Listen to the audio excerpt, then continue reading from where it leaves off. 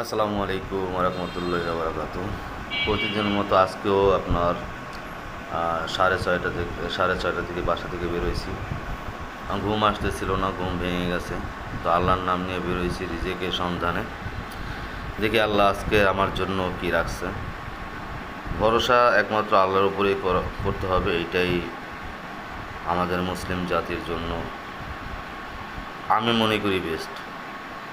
যারা আল্লাহকে ভালোবাসেন তারা যতটাই বিপদে থাকেন না কেন, আল্লাহ আপনাকে উদ্ধার করবেই।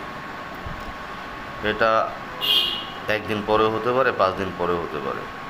তো রিজিকের মালিক আল্লাহ। আল্লাহর নামে বাসা থেকে বের হয়ে অফিসে বসলাম।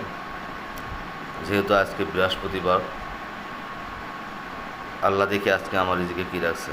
আপনাদের রিজিকে কী রাখছে আপনারা ভালো জানেন। তো চাইতে হবে এক আল্লাহর কাছে। সবাই ভালো থাকবেন, সুস্থ থাকবেন। আল্লাহ হাফেজ।